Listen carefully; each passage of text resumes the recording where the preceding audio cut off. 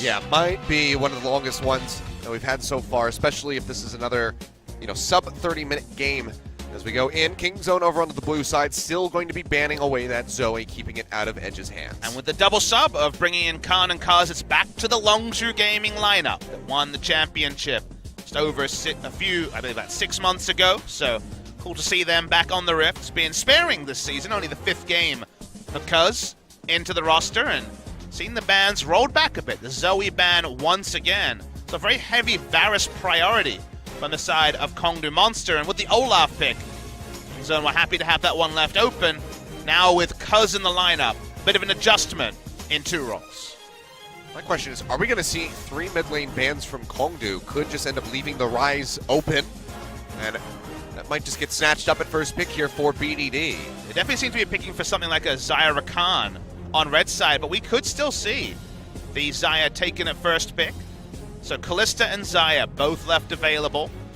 And as you mentioned, something like a Rise. To me, those are the 3 big picks, and the Sejuani as a fallback. See what Kongdoo want to ban here. They will ban the Kalista, so saying, hey, we want to take Xayah Rakan on red side and not a power duo to face it outside of the Caitlyn that Prey hasn't been playing this season. So might see a Xayah first pick as an answer to stop there being any shenanigans on red side. Yeah, which might just lead to another Rise here for Edge. I mean, Rise Sejuani is a lot of power to be picked up on red side. Could be Rise and the Skarner if Yujun's been practicing it as well. With Kaz in the lineup, no guarantee he's also been Olaf jungling in solo queue. But with the Rise left open, the new age mid laner is largely the Talia. So seeing if the reach will be there. So much left available. Kongdoo want to think about the mid laner a bit longer. They flash the Talia, they flash the Rise, they go with the Sejuani. So what the secondary pick is to complement the draft, because it's probably going to be a mid laner with how much power is left available. Yeah, Kongdoo just wanted to get something very standard locked in here for Yujin. So he will have that reliable Sejuani, and they're going to avoid it so far. Not going to be touching the mid lane at all, so the Talia and the Rise both available. We'll see if Kingzone want to go ahead and dance this dance against Kongdoo and continue to leave the mid lane open. They're obviously going to lock in the Rakan, but they're using this time to consider their next pick. I think a mid laner, there's already 3 banned away, so I'm surprised that Kongdoo didn't reach for one, because it doesn't feel like they claimed much with their focus on banning away first the Kalista and then mid laners, because now they've only picked up the Tahm Kench as an answer to Xayah Rakan, and Rakan is so good at tying up the Tahm Kench that even fully disengaging is super difficult to do without cleanse and flash up against the Rakan. Yeah, I mean, you might get the Devour there onto your ADC, but if you get popped up in the air, you're not going anywhere, so still could get taken down. Seems like it's just going to be a lot of poke here from the side of Kongdoo Monster, with the Caitlyn locked in here for Soul. Gets a lot of lane priority, especially early before there isn't a full round for the Xayah. Xayah Rakan lane can beat Caitlyn Tahm Kench, but I think a lot of it depends on who gets to lane first. Level 2 advantage if it goes the way of Xayah Rakan. They have so many options that you can actually beat a Caitlyn lane. All heads up, so I'm going to be watching to see if anyone starts camping the most advanced brush in bot lane to try to create some shenanigans at level 1. Speaking of shenanigans, seems like Kingzone don't want to deal with the Syndra that's been picking up a little bit in the LCK. Kuro playing that one recently. A Syndra ban comes in. Riot doesn't want to just be free food for the Unleashed power.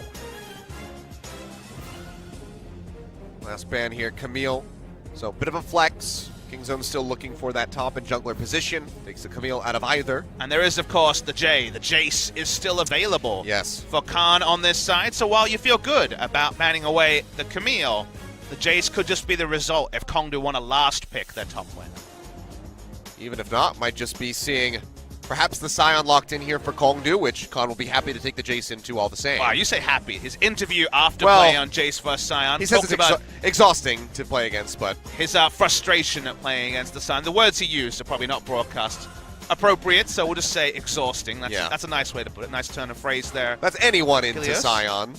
So the Jace probably going to be a bit more comfort for him, but we'll see. Kind of have to. Ooh, okay. They kind of have to last pick for top lane. Otherwise, if they lock in Gnar, it will be Jace and it will be hell in the top lane. So they have to try and give some coverage to Roach and hope that Khan himself jumps onto the Gnar.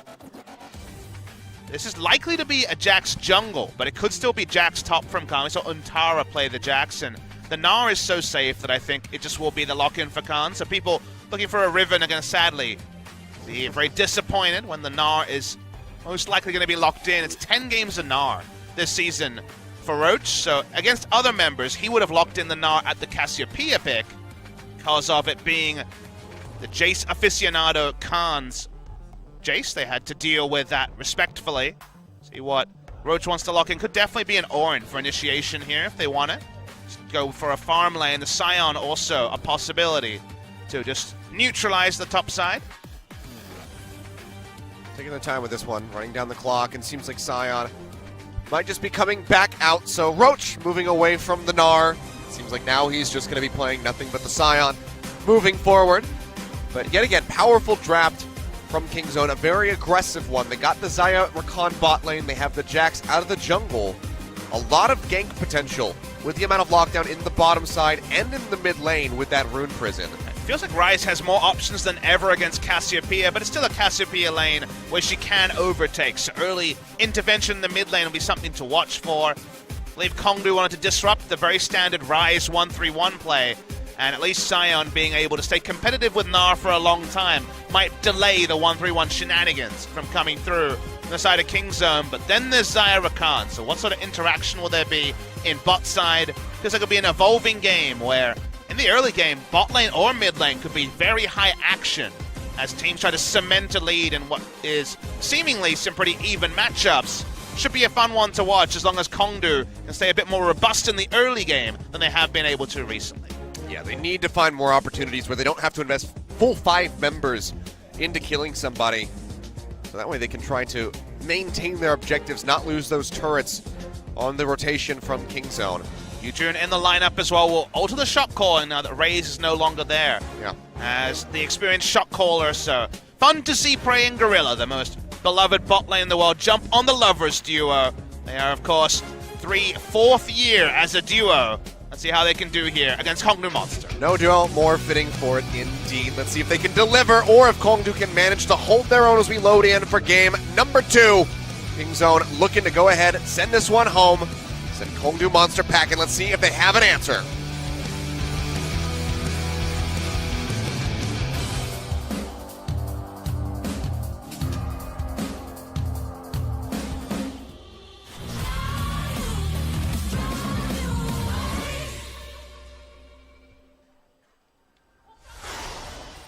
생성까지 30초 남았습니다. I gotta say, we were given some tea by the staff from Kongdoo Monster before the game in celebration of Soul's birthday. And the tea at least tastes good. That's not a celebration right there. That is Cloud Templar and his gender bending days. Done that on stream many times over here in Korea if you're new to that particular meme. Did it live for us the one time. He was did. it last April Fool's Day, wasn't it? It was memorable. Speaking of April Fools, I guess we're only a month away from some OGN shenanigans if it is an OGN match day. I can find that out right about now, actually, if you just give me a second. I'll focus on the game. You check the match day and see if we actually do have matches on the 1st of April this year. I actually believe the season might be over by then. It might actually be playoff times if memory serves, and that may mean that the shenanigans are not going to happen. Yeah, I think you might be correct on that. First they took away our 2 Shens and I said nothing. Then they take away my April 1st. What to say? Speaking of rushing to lane, we do see it in top and bot side. So you're still looking at schedules. Yeah, we actually have the wildcard match just before that, I believe. So in this I think that's particular right when game, the playoffs get ready to kick off. what I want to talk about is that Khan went straight into lane, actually on Sion's side of the lane, and started pushing the minions, try to get the race to level 2 happening. Same story for Caitlyn and Tahm Kench in the bot side. So we have in both top and bot lane, the teams respectively getting a bit of an advantage to lane. Khan going to have his position for the level 2 top side. Caitlyn and Braum winning the level 2 race bot side, unless something really changes. Damn, you can see right there by that lower third graphic, Secret was just 1 ward worse than Gorilla in that last game. 4 assists each. He's so close. What does it mean, Achilles? It means that Kingzone probably win this 2-0. It means that we probably have an hour-and-a-half long break before the next series begins. Certainly a very real possibility. Look, Sion's got Comet this game. How fun. Ooh. Changing things up. Let's take a look at Edge here. Low health total on the Gnar when he's not in Mega Gnar form, so just waiting for a bit of extra harass there. We talk about this matchup, and we've had Ryze vs Cassiopeia through many reworks on both champions for years.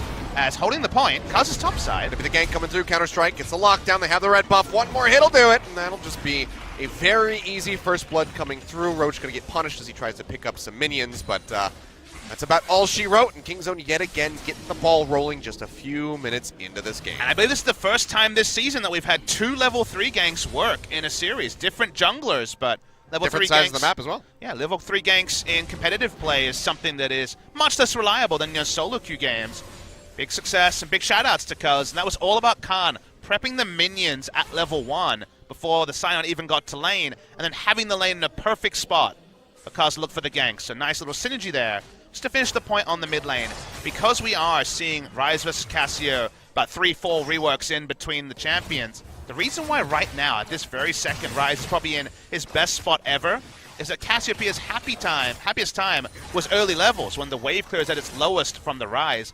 Because of the introduction of minion dematerializer, if you actually dematerialize a minion as your E is in the air, it does spread the E, it does spread the wave clear as if it had killed it as bot lane. Yeah, nice root comes through there from Prey. They go in for that grand entrance, but the Devourer is there to keep Soul safe, so no summoner spells having to be used by Kongdoo Monster thus far, but you can see the pressure here. Even with this heavy poke lane from the Caitlyn is still suffering from the side of Kongdoo Monster. But the take-home message is that Ryze wave clears even earlier against the Cassiopeia, so we're about as close to this being a 50-50 matchup as we ever have been. It used to be 80-20 many reworks ago, but Ryze is going to be relatively happy to lane against the Cassio. Gone in the meantime. Going to be feeling very comfortable after that first blood assist up top. He also has the ward on the Crux. Great ward coming through from the side of Kingzone. They haven't been cleared for a suspiciously long time.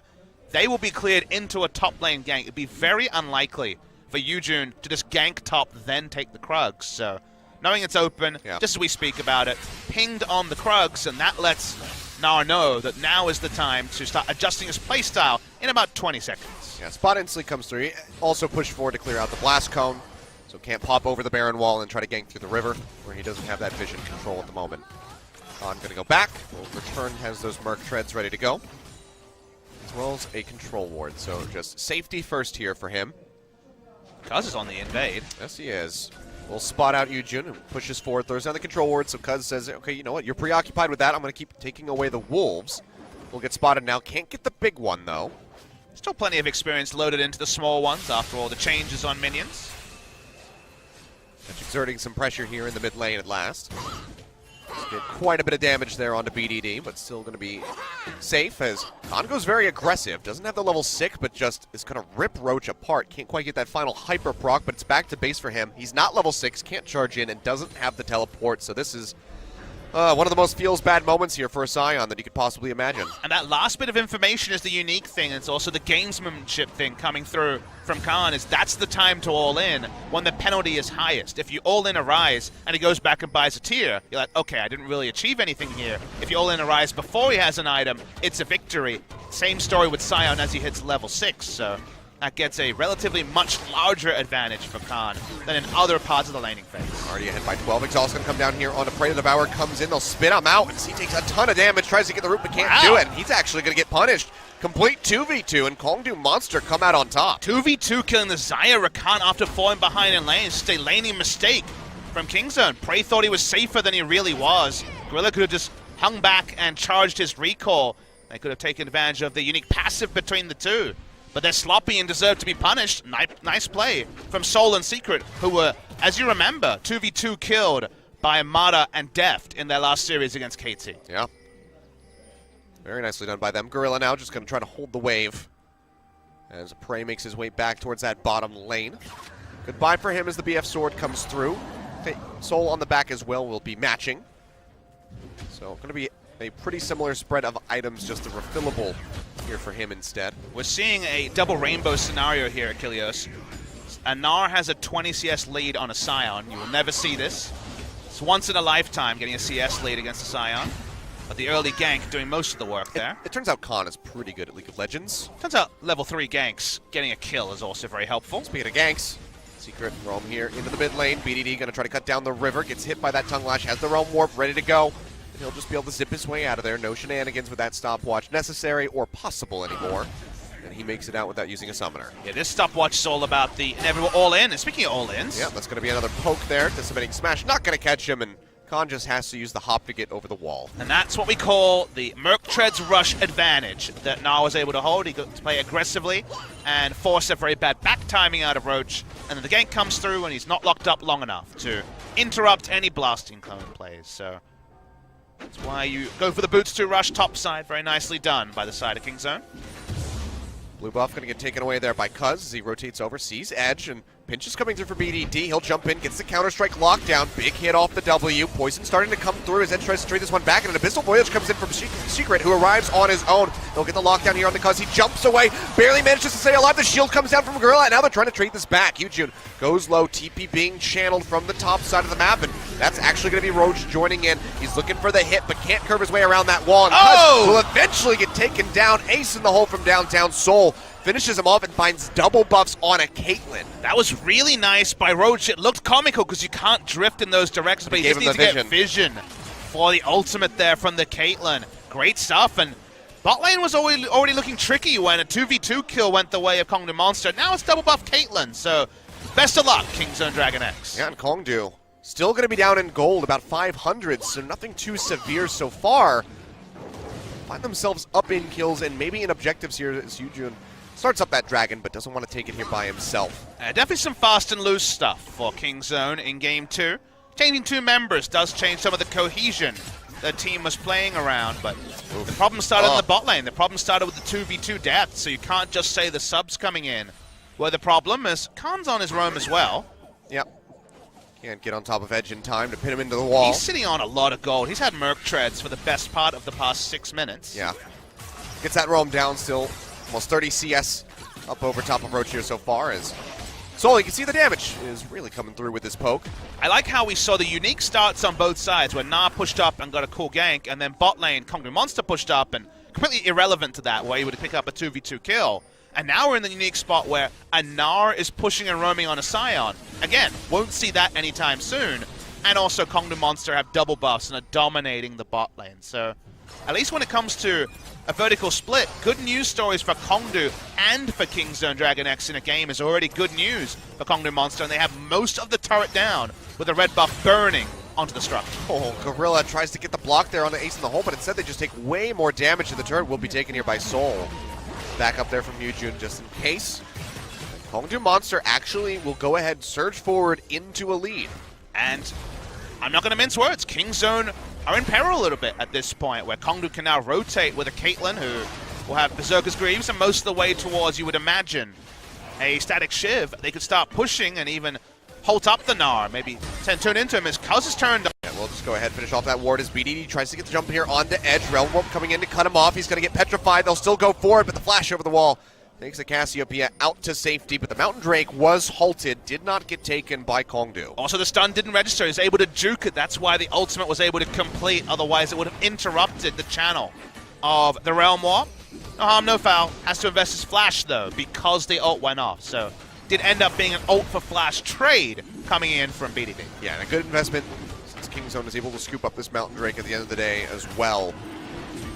So, overall, good little trade up by them. Khan still with a significant lead, now has the Phage and the Ruby Crystal there in the inventory as he looks for the Black Cleaver. That's the only good news story, really, for Kingzone at this point. 16 CS lead in mid is pretty happy as well, but otherwise things going very well for the side of Kongdoo Monster. Not to the tune of a massive gold lead or anything like that, but what do we say pre-series? It's first versus 10th sliding scales. The sliding scale is sliding further if they can get anything onto Khan. I can see Khan here. He's still all right. He's going to take that double hop off the top of Yujun's head, keeps himself safe. No lockdown onto the Gnar. And he still just holds on to those summoner spells. The longer that Kongdoo Monster can be competitive with Kingzone, the better it is for Kongdoo in their must-win games as the season goes on. You don't circle the Kingzone match if you're Kongdoo Monster. You circle BBQ, Rocks Tigers, MVP, some of the lower teams in the league when it comes to the wins to get them out of relegation. So to show here, to actually show up and have a good early game is something they can look to trade upon when the opposition gets relatively less stiff. And that's, you know, and one of the other things is even if Kongdoo is so very close to being mathematically into the relegations no matter what, having strong showings is what they need getting ready to go up against a team like Griffin, who has been doing so well in Challenger, so that they can try to maintain their spot, actually retain it this time for the first time ever in the event that they go into that tournament. Too good for Challenger and not good enough for LCK has been that narrative for the side of Kongdoo Monster. Damwon Gaming and Griffin looking like the two teams that you guys might want to do a little bit of light research on when the tournaments roll around. We'll let you guys know when the Korean broadcast of the Challenger Finals is on, 'cause that's always a fun one to catch. But in this particular match, sticking with what's in front of us, Kingzone are not behind by any demonstrable amount of gold. There's a huge CS lead topside, all from largely the level 3 gank and the minions being prepped very early by Khan. And jungling topside is definitely Cuz's good news story. He wants to stay away from the bot lane as much as possible. Do the reverse peanut from game 1. It's one of those times where Prey and Gorilla might actually really like his involvement down there. Notice that Prey, despite dying and the turret going down, is competitive in CS. And that's what happens when you get an advantage and keep pushing. You're getting the structure gold for your team, but denying CS and taking a turret pre-15 minutes doesn't happen. You have to choose one or the other outside of a full team-wide rotation. If it's a 2v2 turret kill, the CS is inevitably going to be very even, and that's why there's no CS lead for Seoul. Well, Rift Herald yet again here. Twice in a row here for Kingzone. We'll see where they want to use it. No turrets taken yet. I'm not sure about the other turret's HP outside of the top lane, which has been worked on here by Khan. I'm thinking this might be a return to Trinity Force Jax, which probably won't be a surprise to a lot of people out there, but if you remember the last game that Cuz played for the side of Kingzone, it was Tank Jax against the double Trinity Force comp coming through from, I believe, the Afrika Freaks, where they were able to shut down the Trinity Force with an adaptive helm and 40% CDR Jax, just not taking damage from autos. In this game, because Scion's on the Rift, you might have to rotate Gnar over, and then having Jax with Trinity Force gives them an extra split pusher if Baron or an objective on the other side of the map isn't relevant. So Trinity Force Jax scales so well into being a split pusher that this isn't a game where you could really feel a lot cleaner about the Triforce Jax rather than the Tank Jax that was very effective against Afrika's specific composition. There's 4 members of Kongdoo Monster up here towards the top side, just the 3 from Kingzone, with BDD hovering around in the mid lane. Seems like everybody just going to go their separate ways, not looking for a dive here as Cuz pushes in. Tries to get that control ward, but the miasma will force him back. Previously, they controlled the topside river, but with Caitlyn and the Tom Kench joining the side, they have to be a bit more respectful around the river. Static Shiv and BF Sword far outweighs most of an Essence Reaver, which is what Prey has. Oh, Catch looking here. On to Cuz, Abyssal Voyage coming down now. BDD, he's going to have to hightail, but Cuz has that ward jump. Gets himself over the wall. Bit of a late cancel there from Roach, but still gets it all the same. Roach and Khan cancel. That should have been a kill. I feel like they didn't layer the CC as well as they would have liked to. If the W Miasma was in the right position, there was no ward jump available to the Jax. So no harm, no foul, but definitely Kongdoo were looking for an extra kill to justify the rotation coming through from Soul and Secret. Yeah, they get the flash down, but it's 3 ultimates invested there by Kongdoo. So still going to be a bit of a consequence there. Praying Gorilla now roaming down towards the mid lane. And to some of the vision that was spotted before, and also to join the Rift Herald. Yeah, seems like they're just going to try to take this turret. Herald comes through. Get a nice chunk off of this as they try to poke their way in. They know Abyssal Voyage is down. That's why they can walk up so far. Oh, Scion joining the party, but can't turn that sharply, so Roach will just start trying to kite his way back as BDD throws a little bit of damage out onto him. In the meantime, Khan going to have that split push going in the bottom side of the map to try to knock down Kingzone's first turret. But the amount of in the meantime shows you that Kingzone have made a very smart macro play. What was used to try to get the kill on Jax? Abyssal Voyage. If they roam first with the Rift Herald, Abyssal Voyage isn't there to disengage the Herald instantly. They get more damage than they would have on the mid lane turret, and then Scion has to roam up, so they get damage on bot lane as well. So really nice example of rotations, a word that's often used for its meme purposes, but is also a very succinct way to show that Kingzone is a step ahead of the action, and even when Kongdoo have a very significant amount of pressure around their duo, they still end up being map-wide a step behind of that last passage of play. Well, things going to shift back here into the favor of Kingzone as far as the gold is concerned. Still down that kill, but find themselves up almost 1,000 as that turret falls in the bottom side of the map. Mid and top both prepped very well. So Kingzone seems like they're prepared to go ahead and scoop up those remaining outer turrets. How do you get a lead when you're behind somewhere? Make the most of what you have, and that's what they had there. They had information about one global being down, and that information caused them to prosper, basically to the note of an outer bot lane turret and the Ocean Drake. So very nice stuff from Kingzone, stabilizing the game. They've actually retained a gold lead after picking up the answering turret, or that might be fleeting, as for now, inside track on the top side for Kongdoo Monsters duo. Yeah, so going to be making quick work of that one as well with the wave that he's got bunched up. Brain just now arriving to try to clear this out. We can see a lot of damage has been dealt. Brave's wave clear isn't that strong yet. He also has like one pixel to stand on that's not a trap at that point. Yeah. So couldn't get to all the minions. Smartly arranged by the side of Kongdoo Monster. Still competitive.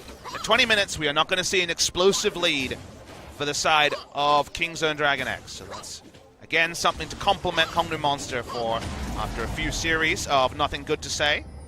It is the phase rush from Edge. Pretty common on Cassiopeia for trying to disengage slows and just be able to stick for the extra damage during a fight. All about the chase potential as Cassio. A lot of members of Kingzone hovering around the mid right now. They got the vision at least. I would love for Edge to just walk forward a little bit and get hit by that rune prison, but he's smarter than that. So won't allow it to happen. Neck and neck right now with the gold as well. Kingzone finishing this one, 3:30 minutes now. Looks like a bit of a challenge for them. Yeah, I mean, basically impossible to crash enough of an advantage. A Baron out of nowhere certainly would be a lot of standing gold for them to pick up, but setting that up seems very difficult. I was thinking about, okay, how do Kingzone recreate the good move they made bot side without there being a mistake from Kongdoo, and to do that would require deep vision, require a excellent teleport from a Gnar that's already going to be pretty situational when it comes to maintaining a gank. So I think it's just about shoring up the fundamentals, pushing out the waves, and then finding a way to actually move forward. First impression is, given how many different conditionals I said, for now it's going to be Kongdoo largely controlling the pace of the game. Which has to be a good moment for them. They haven't had many opportunities for that since their victory over KSV. I mean, started the season 2-2, right? Now 2-9, so a 7-match losing streak.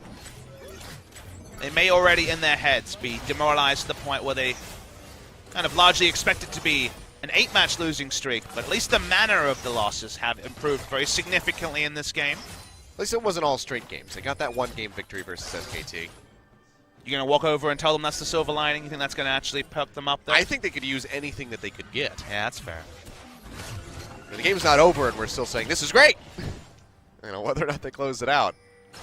So, having an actual closeout would be nice for them as Prey takes a ton of damage. Static Shiv, Infinity Edge crit, does huge damage, and only going to be the rune there for any sort of lifesteal, the fleet footwork. Take a while for Prey to get combat ready. Kongdoo Monster control rotations around mid-side, because that's where Caitlyn is. Kongdoo playing around where Caitlyn is exactly what they want to do at this huge position of power. Infinity Edge Shiv against Essence Reaver Zeal is a very large mismatch, and basically where all their hopes and dreams are pinned this game is around the Caitlyn. Caitlyn patrolling one flank, the Rakan looking for initiation the other side, but actually being able to turn a good trap line and a fed Caitlyn into turret damage for now eluding the side of Kongdoo Monster. Kingzone just been playing around the objective so far. The two Drakes in their control. Gorilla goes in, looks for the knockup, finds it in onto Secret. Pops a shield, seems like he might be able to retreat. They trade back a ton of damage here onto Cuz. They try to get the lockdown and force out the flash. Great turnaround by Kongdoo Monster. Just shutting down that aggression from Kingzone. The Khan, Mega Gnar, Beta Cuz stay in longer than he would have liked and didn't have the leap. Get back over the wall. Caitlyn showing up usually will lead to a disengage. If you're asking me, okay, how do Kongdoo Monster turn what they have into an actual lead? What we would see other teams do is set up Edge on the top side, which we've seen just very recently on the Cassio.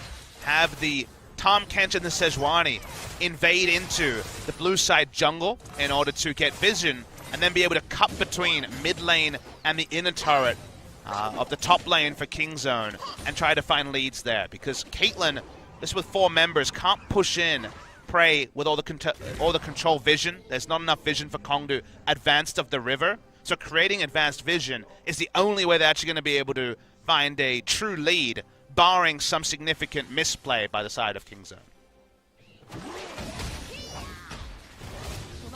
Well, slow and steady so far. Kongdoo, again, they slipped out with that lead since Kingzone was able to take the turret. The worry is, but though, they haven't allowed it to grow. And that's kind of the problem, is the worry is that they were very relatively ahead around their bot lane, and if nothing happens and the Xayah shows up with 3 items, you know, Infinity Edge short of that 3-item spike, they might just straight up lose a 5v5 against the Zeke's Convergence 3-item Xayah. So the pressure is on Kongdoo Monster to actually get something out of how strong Soul is. Yeah, the wave clear becoming that much more powerful here for Prey as well, so trying to siege up against the turret is looking less and less likely here for Kongdoo. If you were doing play-by-play of what's happening on the Rift, it's Caitlyn pushes minions into Xayah, and then Xayah gets minions, even though Xayah has way less items. So that's just the side of Xayah winning. And that's kind of the problem, is they're not turning this lead into anything, and that's the frustrating thing that Kongdoo need to engineer a way to stop happening. It could also be very boring play-by-play. Exactly. But the boring play-by-play represents Kingzone just smartly playing defensively. Kongdoo, again, not having been in a position to play aggressively in the mid-game for a while, missing out on some openings, the vision line never actually extending, and the game kind of just being allowed to be much more in the balance than it should be. Still grouped up around mid. Another Ocean Drake has joined us here on the Rift as we're basically completely tied up in the gold. Feels like an ARAM, Achilles. It kind of does. A very Khan is slow- breaking the rules, though. This is not very allowed on boring ARAM, one. Khan. Yeah, he is brutalizing Roach as far as CS is concerned right now. Started off 20 CS ahead, and it's turned into 70. Flame Horizon a Scion, again, something you almost never hear. But it can be possible in this game. Yeah. Well, that's going to be the ultimate connection on it, Cousin. He doesn't have the flash up as he tries to get the lockdown. Miasma comes through. He's down to half HP, but a big knockup comes in into the root. Petrifying Gaze does catch them off guard as Prey takes a major chunk of damage, and Roach approaches in from the sidelines, but BDD, he chases down Yujun. He takes him out. No smite available there from the Sejuani. Kingzone, they take a bit of damage, so maybe can't go for the Baron yet. But they at least find a fight, and they go ahead and equalize that kill count. I mean, the fight was started by Kongdoo, but it started in the mid lane where it's such narrow terrain that actually being able to profit off of a Glacial Prison is difficult. It's so easy to disengage in mid lane, so the defender's advantage is there for Kingzone. And now they're pushing up the turret. There's the goes Gnar. in deep, tries to get the wall up, but the Devourer is there. Meanwhile, BDD wraps around from the back line. They get the lockdown there on the Secret, pops that shield, pops the flash, and gets himself out safely. As the turret does fall, BDD jukes to the side, doesn't get hit by the Decimating Smash. Cuz goes in. Counter-strike in onto Edge, but the follow-up isn't there, and Kingzone just want to back out. They're trying to trade back the damage. Get the pop there onto BDD. He gets a shield. Prey gets the root, almost takes down Edge. Barely manages to wiggle his way out back underneath the turret, and it's just going to be a full-blown retreat here from Kingzone. Happy with the objective, happy to make it out without dying at all. Definitely all the cooldowns being used on Cuz gave so much room for the rest of Kingzone to play aggressive in a manner that hasn't been available for 10 minutes. You're trying to make a gank work in mid lane. By the time the ult and the miasma hits, Cuz can just leisurely walk into the turret. Their cooldowns are down. The re-engage is possible for the side of Kingzone, and BDD. Very nice Realm Warp to catch out the Sejuani and start the cascading advantages for the side of Kingzone DragonX. Such a nail-biter of a fight, but just the one going down, just Yujun's life being taken. The Kingzone, they go ahead, they get another kill, they get another turret, and suddenly they just jump forward by 1,500 gold. Suddenly, control now coming through around Baron as well. And suddenly that Infinity Edge before the next relevant team fight becomes inevitable for Prey. BF Sword already to start himself on the chase. I believe that was his lane ward to stop any sort of flanking happening in mid lane. Kingzone now do control the pace of this game. Something impossible for them to do 10 minutes ago. Very possible for them to do now. And well, it's pretty predictable. You see Roach and Yujun jump onto the war marks. This current power level, both of them have itemization that works best around a Baron. Starting it and peeling away, if they had been able to find a way to take mid lane turret, would have been a great point of power right now for Kongdoo if they had taken out mid lane outer. But they have a mid lane outer disadvantage after their misplay around mid. Kingzone trying to take the top lane turret. Those Warmogs peel off Baron plays looking impossible as Kongdoo Monster just can't get a vision line to actually start Baron. 3 turrets now taken, all of those outers, and a big catch comes through. Gorilla finds the double knock-up. Secret has to pop the shield as Prey just fires away onto Yujun. Does over the wall, gets the counter-strike in, but might have bitten off more than he could chew. Now going to be stuck inside the pit, does have the flash and might have to pop it. No, he's just going to go down. The miasma there to deny. Chase comes through, however, and Secret will get punished at the same time, but Kingzone, they can't transition this into a Baron because they lost the smite. It was really poor play by Cuz. He leapt in alone with no one being able to follow him, and then Cassio walked over, put a miasma down, and he was done. There was no ability for him to get out, so big misjudge of the fight there by Cuz subbing in for Game 2. Peanut was our MVP and much cleaner in Game 1. Now we have seen Cuz sub in and really square up Kingzone in previous series, but this is the first time we're seeing him actually cost his team some pressure because there was no reason for him to dive in. No one was coming with him, and it does, as you mentioned, halt any further objectives for the side of Kingzone. And this comes off the back of a very good start for him, going for the gank at level 3, getting the kill on the Roach, but kind of unraveling a little bit as he's just letting his aggression dictate his moves rather than his brain. It's one of those things where Cuz is in that awkward spot where he is, of course, an LCK champion in his first split. He is a Royal Roader. Like no one has been in many years in the LCK. But then Peanut comes onto the lineup, one of the most beloved players in the world, and people are always going to be looking for reasons for Peanut to win, and also for reasons for Peanut to play. And then when it comes to Cuz, both of them are going to take a lot of scrutiny, and Peanut has had his moments recently, and Cuz unfortunately has not been playing and now is having a down game. So it feels like jungler, who should start in the jungle, is going to be the biggest topic coming away from this, even though both of them have certainly had their moments over the course of the season. Again, fully expecting this to just be a bit of an experiment from the side of Kingzone going up against Kongdoo. It's a happy time to experiment. Yes. And it has cost them a little bit in this game. Very minorly. It slowed down the pace. It's going to extend their average game time here for the season so far as we surpass 30 minutes. It's maybe not as long of a break as we might have anticipated, but we're still maybe looking at about an hour if Kongdoo Monster can't close this out somehow. Close out is probably the wrong word. They're behind in gold. They're behind in turrets. They were certainly in a position to close out 10 minutes ago, but the ARAM and the lack of opening up the map has meant they've been trading farm for too long, and by trading farm, it's still going to be a significant lead for the Gnar. All 3 lanes either competitive or slightly ahead for the side of Kingzone, and now it's actually Kingzone's game to control. And Kongdoo Monster, who were previously roaming around the river trying to find ability to push in offensive vision, now struggling to get their own defensive vision to stop a teleport play from Khan. Now Kingzone just playing forward into that jungle, maintaining their vision around the Baron, and maybe even trying to bait somebody from Kongdoo in. Jun will go ahead and throw down that control ward, but very swiftly is taken. Will we see the famous Gnar Flame Horizoning a Scion? We're within 20. Something you may never see in another region. It's getting closer and closer to it. Seems very fitting that it would be Khan able to pull this off. As we wait. You know, I just want him to ignore every other aspect of this game so far and just focus on Well, he's done that so far.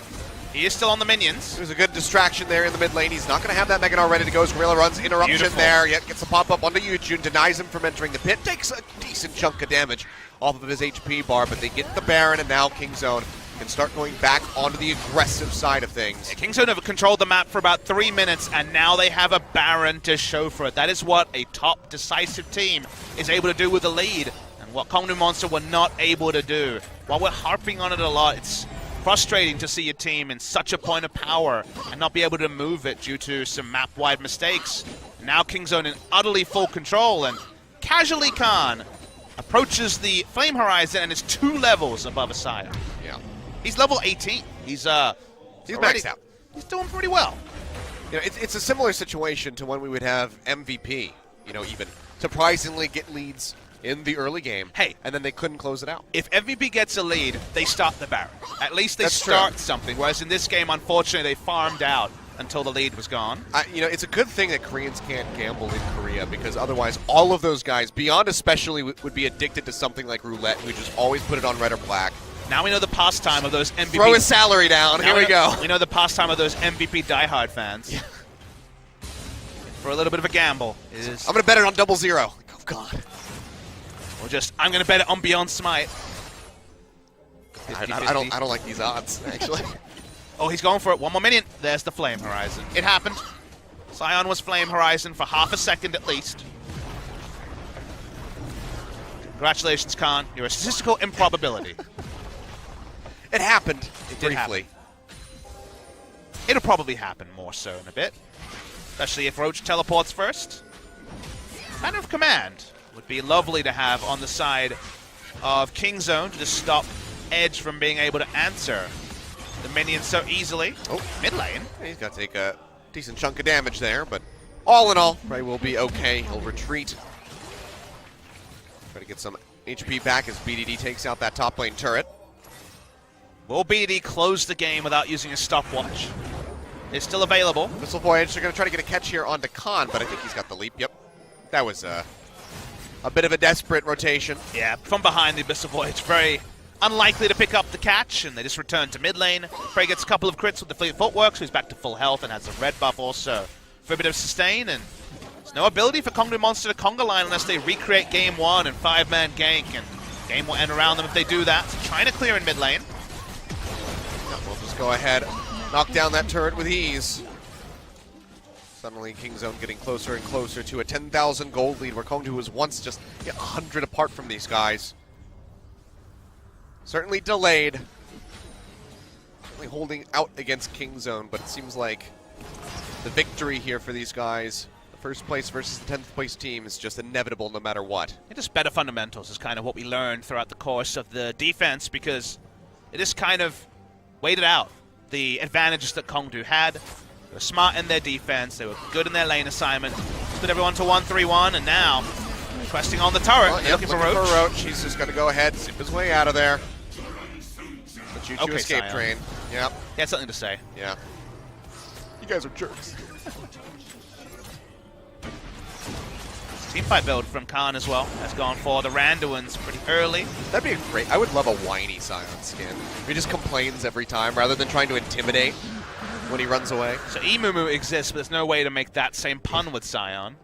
So we'll leave it to you, OGN Legion, to come up with the emo Sion skin Well, they should name. just change. I mean, because clearly they can code it with Vayne. You know, she gets increased move speed if she's going towards somebody. If he's ulting away from somebody, it should change his voice line. You should say, at least he should say, like, "I'll be back" or something like that. Just run away. In my head, I'm trying to find a way to turn the phrase of ganked by mom to the Sion. He can be complaining about his mom turning off the internet. Yeah. But, yep, that's an open challenge coming up with the sad Sion skin name. It would be a good, like, one for them to push out on, like, April Fools. Comedy line. Going back to that. Well, here comes Sion aggressively. Well, he had to use the flash this time around, but Khan's still going to get his way out. Instead, he just turns around and says, "Oh, I'll just take your vision instead." And your Gromp. So, multiple ultimates yet again being invested to try to get the Gnar, but Khan is just way too slippery here for Kongdoo Monster. 0-0-1 here with that so far. Got his flash, so at least a little bit more defensive side. His Soul, in the midst of all of this, while he's been a passenger, he does have 5 items. He still is very powerful on the Caitlyn, not one to be trifled with. Back to Sion, trying to desperately not get any more of a CS lead, but damage being done. 110 CS a couple of seconds ago was the lead for the Sion. Breaking the base, never a trivial thing to do on patch 8.3. No souped up Baron or Elder Dragon to turn on to, but at least the Elder Dragon is 4 stack when eventually it does spawn. Triple Ocean Drake here as well. Again, not really helping the game close out, so Kilios probably going to have to be a second Baron for the side of Kingzone. Definitely going to be one of the longer ones. I'm not sure what their record is for their longest game so far. There was the 39-minute first blood. I was going to say, it was a bit later on, but we're still getting up there. comparatively, what these guys are used to playing. I'm one to appreciate a fairly bloodless return to game, though, or return to form for Kingzone after falling behind early. They have a lot of map control, so the Baron contest looking very, very difficult. Kongdoo Monster to begin. Breaking the base, though, like we mentioned, is the big delaying factor, and Baron probably represents the only chance for that to happen. Just starting from the side, not any vision outside of the base here. Keeping them contained as we wait for that Baron to spawn in 35 seconds. They There's know just that no real forward vision here. No TP wards for Roach on that top side of the map around the Baron pit. they've seen 5 members of Kongdoo Monster at every moment of the past 6 minutes, so they know no wards have been put there. Another attempt at an all-in. This time flashes down for Khan. Nearly has that Meganar ready to go. They'll hit him with a decimating smash, get him locked in. He transforms, gets a wallop, but actually will die. Took him 3 different attempts, but they finally killed an R. But this time it's a great time in the game. It's as Baron is about to spawn, so the inevitable Baron for Kingzone may still come, but it's going to be heavily delayed because they can't take it off spawn. And this will, at minimum, get Kongdoo Monster some control around the Baron that was impossible until Gnar went down. Well, Kingzone, they're trying to respond by killing Yujun. Take him down to about half HP, has to use a stopwatch. Root comes in as well just for an added little bit of damage, but now big aggression coming through from Kongdoo Monster, and the rest of Kingzone, they're cut off on the wrong side of the map here. Prey trying to fire off, trying to work his way through the Sion, but it's just so much HP. Giving them the run around here for now. Gorilla goes back in, gets the pop-up. BDD getting ready to rejoin the fray. Flash away from Gorilla, keeps himself alive, and Roach goes gold and Prey trying to get the root. Just to find one as Secret pops the shield, and now they still want to just go back in to kill this Sejuani. This is an incredible passage of disengage 4v5 for the members of Kingzone. Second use of the unstoppable onslaught in the fight by the Sion. Couldn't get the catch. That's a realm warp. They're just going to go for the Baron. This is incredible. Onto the Baron, the teleport comes in, and Kongdoo Monster have been run around yakety sack style. Yeah, they just pushed them all the way back, out-kite them so beautifully, and that guarantees the Baron for themselves. No smite, no problem. They take this one away, and now Kingzone going to be given the tool that they've been wanting to try to close out this game. Achilles, that is the essence of rotations that Monte Cristo claimed. The disengage in a 4v5. Beautiful. The Realm Warp play, Bjergsen-esque, a compliment in this particular case. Really, really nice stuff from the side of Kingzone, and they claim a Baron that I believe very few teams around the world would have been able to engineer at that precise moment. Excellent footwork there by Kingzone. Stay alive, almost kill Yujin, force him back, and then just Realm Warp straight in. Decisive call indeed. That was beautiful. It was really beautiful. It was bloodless largely. It was after a death on their side, but to be the ability to on-the-fly shock call, and even the micro of the disengage, where it seemed like a 5 to 6 item Caitlyn was going to take down closest target. There never was a closest target. The re-engages on the grand entrance from Gorilla bought so much time. Just majestic stuff for the side of Kingzone. A treat to watch. Very nicely done. But now we're up over 10,000 gold. Kingzone have the Baron for another 2 minutes, and they're going to be looking for these inhibitors. I'm not sure that there's much that Kongdoo is going to be able to do to stop this.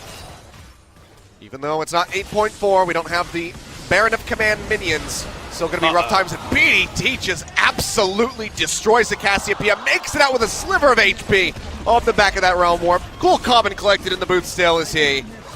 Says, yep, that's exactly how I planned it. Maybe took a little bit more damage than he had anticipated, but makes it out all the same. 2 inhibitors now taken here by Kingzone.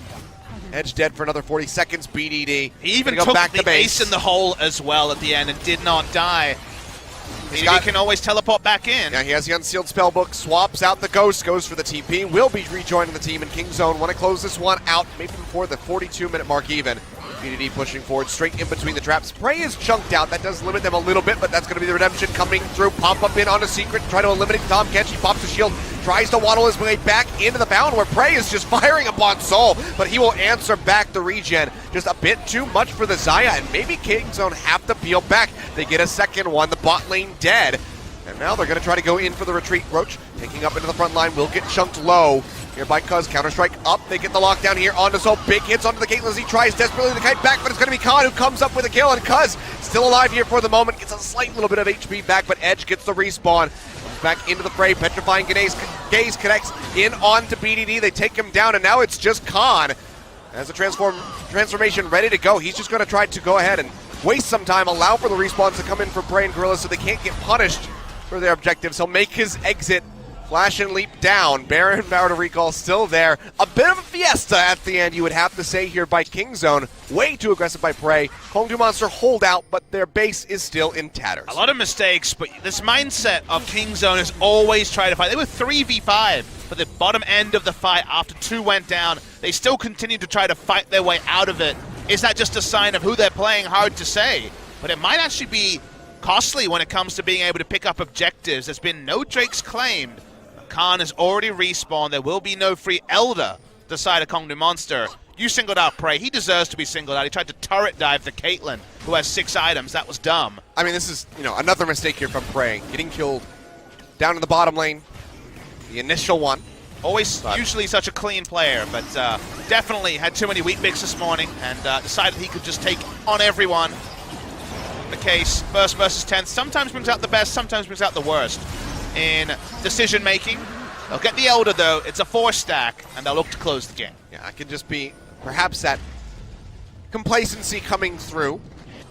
Having lower expectations of Kongdoo than you probably should, even given their position. So Prey, way too overzealous, does find himself punished. Reminds me of a KT Rolster play, which in this case is definitely a criticism. KT most known for looking past opposition and getting a bit creative with their fighting. I'd say definitely more so a 2017 KT. We've seen it this season against Vox as well. Fewer and far between the times that it does occur, but it does still slip up every now and then. Styling may look cool, may make montages, but in this game it's going to add to the average game time pretty significantly. Yep. Prey getting chunked out yet again. I mean, Soul is a very scary Caitlyn. Of course, going to be level 18 well before this point, but the items there are coming through. You see nearly those 1,300 crits coming down onto the super creeps. Getting minion waves into the base without Baron and without playing 3 lanes is delaying them. Rise has to go and try and bring up the minion wave in bot lane. And it's Caitlyn, so of course everything takes longer. Cuz just slipping through those traps. Everybody on Kingzone just making their way through there. I guarantee I would get hit 100% of the time if I tried to do this in my solo queue. Gonna try this at home. Flash forward, BDD just absolutely destroys Edge. And that is going to be looking like the end of the game. Gorilla goes in deep, gets the shield, and gets a pop-up there on the Yujin, sends him back to the fountain. Roach tries to make his way there, but he'll get cut down. Decisive call. They go in, they eliminate him. The Nexus is exposed. 45 minutes on the clock. Much slower by Kingzone, much less control from this squad. But the Nexus will fall in the end. It's still a 2-0 regardless, as they find themselves another victory. Yeah, 5 minutes ago, they took too many shortcuts and the game does extend out. But second time around, BDD feels like 8.4 Rise with the new Seraph's Embrace, mana, and ability power synergy buffing up the Rise. This was 8.3 Rise, but a monstrous amount of damage. Just training down the Cassiopeia twice in a row. Kingzone DragonX do win 2-0. But a little bit of a comment, respect where respect is due for Kongdoo Monster. It was a much improved performance overall, and especially in Game 2, where you could say they led the charge for the first 20 minutes of the game. They looked a bit unfamiliar in that role and did unfortunately not be able to find the 3rd, 4th, 5th step. But they've been struggling on Step 1 and Step 2. Step 1 and Step 2 looked in position here, and a performance like this, as the opposition inevitably gets a little bit softer as the season goes on, will definitely be helpful to see Kongdoo Monster find more game wins that right now are few and far between. Yeah, I mean, this is a 2-0 victory that Kingzone probably isn't going to feel ecstatic about. No. It was way too rough for them, not nearly as concise as they would have liked. So, despite the victory, still some criticism to be had, especially around the bottom lane there for Prey, who had multiple slip-ups, giving up that kill, going way too deep, trying to fountain dive somebody essentially by himself near the end of the game. So, whether he was trying to have a little bit of fun and ended up with too much of it, that is for the coach to decide. But either way, I'm sure these guys are going to be having a conversation and maybe even a slight review, at least over game number 2 here at the end of the day. Kingzone play SKT on the first match day of next week. That sort of play that SKT looks like and wonders, do we take something from this or is it because of their opposition? And it's always hard to know. So, true test coming for Kingzone next week against SK Telecom T1. Here against Kongdoo Monster, it wasn't their best foot forward, but they didn't need their best foot to be able to beat Kongdoo Monster. Yeah, and you can see there, tons of damage being dealt by Soul. This was much more of a a past performance from Soul that we kind of expected going through the years. He was always the beacon of light on this team, and his damage certainly shown through, doing well over 1,000 DPM here. But in the end, that concise call by BDD, knowing his limits, just assassinating Edge twice in a row, 1v1, leads to the end of the game. You feel like this is the game where if they could have had Raze at 20 minutes, they would have been able to be a bit smarter on the macro rotations. Having a more youthful lineup with less shot callers, Raze their primary shot caller normally, did cause them to struggle to actually profit 20 minutes onwards when they had a super farmed Caitlyn who was doing great things. But let's focus on the side of Kingzone. The MVP here will be BDD. Some slick moves, some unbelievable damage on Arise is usually about the utility, and well, the utility was pretty good as well. Yeah, the Realm Warp calls going through, giving them the Baron. Beautiful stuff from him, and we're going to have, I believe, a 4 or 5-way tie now for that third place spot. People just trying to get up there to Tucson and Depth, but just nipping at the heels for now. The top 3 mid laners in Korea, I believe, are also reflected in MVPs. I believe Faker, BDD, and Kuro have been the 3 best. This was a great performance by BDD, catching off Yujun when the enemy team was strongest, and in general, always being in the right position. Was it time for a flank? BDD was there. Was it time for a Realm Walk? BDD was on point. Super clean from him on the ultra comfort of the Rise. Really well done by him. Great control there from BDD. And yes, I believe a 4-way tie now for that second place as he and Peanut both move up into those standings to match Kuro and Faker. Khan very shortly behind. Hard to win the MVP when you're on a team like Kingzone because there are so many people that raise their hand every game and say, it's time for me to pick up the MVP, I'm going to hard carry today.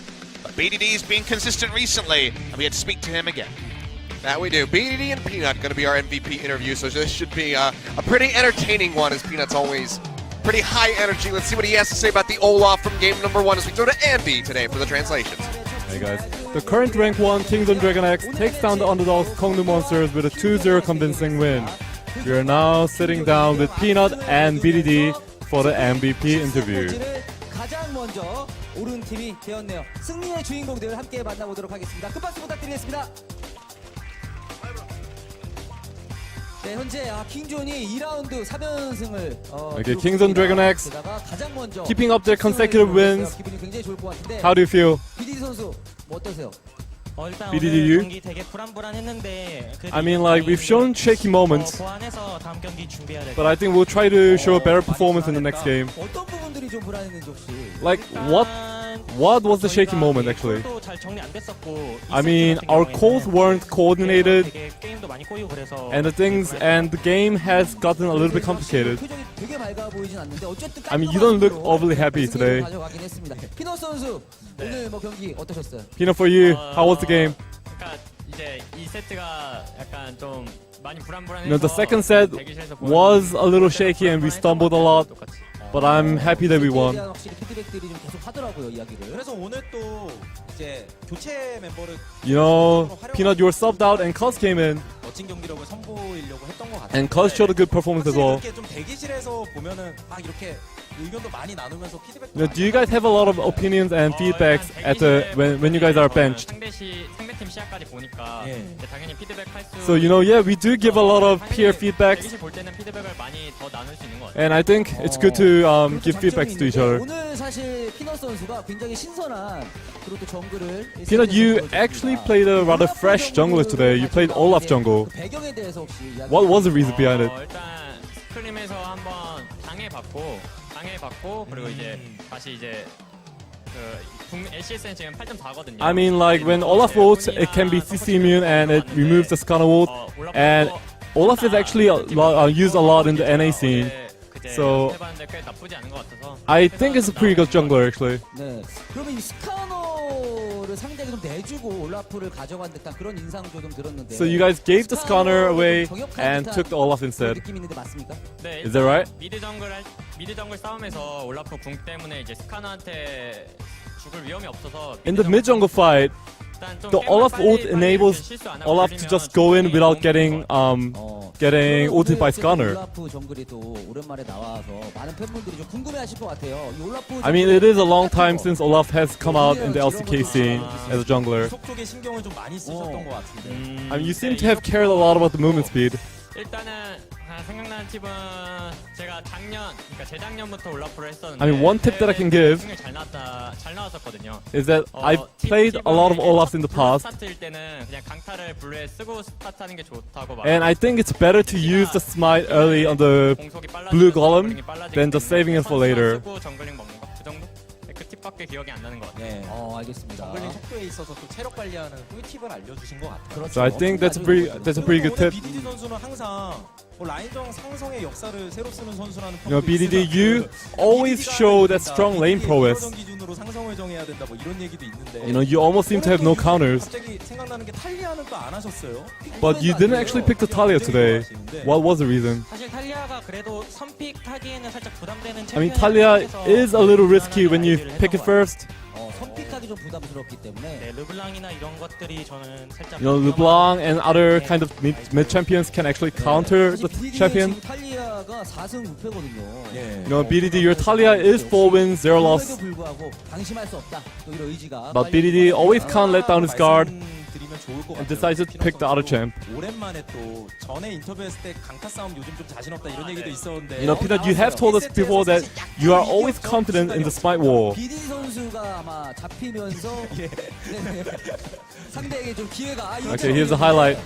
오랜만에 또 작전명 와우가 나왔어요. 뺏을 확률 몇 %라고 생각하셨어요? 딱 느낌으로. So, did you have confidence that you were gonna get the smite right? 심리적으로 지금 상황은 상대는 못 뺏으면 못 먹으면 진다. You know, psychologically, I was thinking that if I don't get the smite, that our team will lose. 제가 더 유리한 것 같고요. And then luckily, I got the smite right, so I'm happy. 좀 많이 못 뺏어서 좀 위축돼 있었는데 오늘 먹어서 다시 좀 잘 뺏을 수 있다. Yeah, so I'm generally happy that I was able to pull off the Baron steal. 그러면서 동시에 이뤄졌던 게 막 집요한 운영이었는데 프레이 선수가 본인의 목숨을 던지면서까지 상대를 막 지연시키는 장면도 You know, 나왔어요. Prey has shown moments where he sacrificed his life 죽은 사람이 to delay the enemy's Baron. 맵을 보긴 했었는데 예. 사이온이 탑 작은 부시 있잖아요. 예. 거기서 사이온 보인다 했는데 갑자기 종인이 팍 하는 거예요. You know, we saw Sion and then Prey just suddenly appeared and just died. 살짝 제가 그쪽에 말해줘서 살짝 안일하게 된 것 같아요. So I think that was a mistake by us. 들어간 건 아니었죠. 알면서 들어갔고요. 이게 맞는 것 알면서 같은데. 들어가니까 이제 대충 네네. 생각은 했는데 이제 종인 형이 수은을 너무 빨리 써서 수은만 No, Prey used the QSS a little too quickly. 그래서 뭐 하고 싶은 말이 And 있는지 then it turned out to be a 묻진 misplay. 않겠습니다. 그냥 네. 프레이 선수 얘기 나온 김에 팬분들이 그런 얘기를 하세요. Okay, let's talk about Prey. 비즈 사랑에 대한. You know, Prey's love for Israel. 진짜 많이 했고, 또 You know, 오랜만에 Prey 그래서 does 챔피언도 show 가끔은 a big love for Israel, and he plays it a lot. 하면 진짜. So why do you think he plays Israel? 일단 옛날부터 낮은 시절부터 I mean, it's his comfort pick since the Najin times, 자자해서 제 생각에 and he is really good at champion. 제일 잘하는 선수가 준식형이랑 So I do personally think that the best Israel players are Bang and Prey. 비디오인 것 같은데. BDD 선수 2세트 멋진 장면을 라이즈로 BDD, there was a fascinating moment in the second set with the Rise. 기억나세요? 본인 한 두 장면 기억나는 것 Do you see? Do you remember this moment? 일단 이게 하라고. 일단 이 라이즈 카시 구도는 좀 어떻게 생각하세요? What do you think about the Rise and Cassiopeia matchup? 선입견이 있는 챔피언 상성 구도라고 생각 안 해서 라이즈도 충분히 할 만하다고 생각. I mean, there are stereotypes where people say that Cassiopeia does tend to counter Rise, but I think it's not really a counter. 살짝 생각나긴 해요. 알겠습니다. 역시 MVP를 또 받았는데 사실 2세트 본인들이 스스로 아까도 말씀. The second set, you guys actually confessed 쉽지 않았죠. that the game wasn't too easy. 그래서 아마 2세트에 대해서 생각할 것이 굉장히 많은 것 같아요. So I guess you guys have a lot to think about the second set. 그랬어도 이렇게 10승고지를 가장 먼저 점하면서 여전히 가장 강력한. You guys are just on a uprise, defeating every opponent. 부탁드릴게요. 피어 선수부터네. 네네. Peanut, you too. 이제 다음 경기는 저희가 이제 8.4 패치 버전으로 하게 되는데. You know, next game we'll be playing on the patch 8.4, 준비할 시간 별로 없어서 좀 and 걱정되긴 하는데 we don't have too much time to prepare for it, so I'm a little worried. But I'll try to deliver the best performance I can. 네, 감사합니다. 네, BDD 선수도 And BDDU? 저희가 오늘 경기력에 살짝 불안했는데 You know, our performance today wasn't too great, but we'll try to implement better maneuvers and show great performance in the next time. 네, 10승 기록과 함께 굳건히 1위를 Kingzone DragonX achieving their 10-win streak, and that is the end of the interview. We'll throw it back to the casters. Thank you very much, Andy, for the translation. Always good to hear from those guys there. But Peanut's a liar. He says that he picked up Olaf from the LCS. There's been no games in the LCS or the NACS this year of Olaf, Peanut. He didn't say when. He didn't say when he picked it up. You can't decide a new pick based on 2017 picks. He's talking about Reignover's Olaf. We know. But, yep, no Olaf this year. So, Peanut, you've been caught. You're not watching NALCS at all. I'll have to go in the back room and call him out during the break here. But yeah, Kingzone with a 2-0. Definitely not as easy as the scoreboard might entail and what you might think looking at it from the outside. But they do maintain their spot as the kings of the LCK so far. Plus 16 on their scoreline. 10 wins and 2 losses so far. And one of those teams that gave them a loss is going to be playing in our second set, Papa Smithy. It's going to be BBQ going Nice up against transition. Rocks Tigers. Thank you so much. I thought about that one just off the cuff. And this is the weirdest match ever because you're like, okay, Rocks Tigers, they're the team that's way better than expectations. They should win. Then we have BBQ, who beats Kingzone, loses twice to MVP, and then just won against Jin Air. So no one, legit no one, knows if BBQ are good or not. In fact, I think they're both the same time, Achilles. They're good, bad, and bad, good at the moment. And unfortunately, how that shapes up against the generally good Rocks Tigers, we're not to know. Yeah, this one could be a bit of a fiesta. So grab your red noses, put your face paint on. Might get a bit clownish up in here. See what happens when we do come back from that break. And again, guys, it's going to be a bit of a long one. 50 minutes until we see you again for that BBQ versus Rock matchup. I hear that music, though. Korean casts are wrapping up. 50 minutes of action. I'm going to play some Bayonetta. I'm going to have some fun. I hope you guys do, too. All right, we'll see you guys back here in 50 minutes.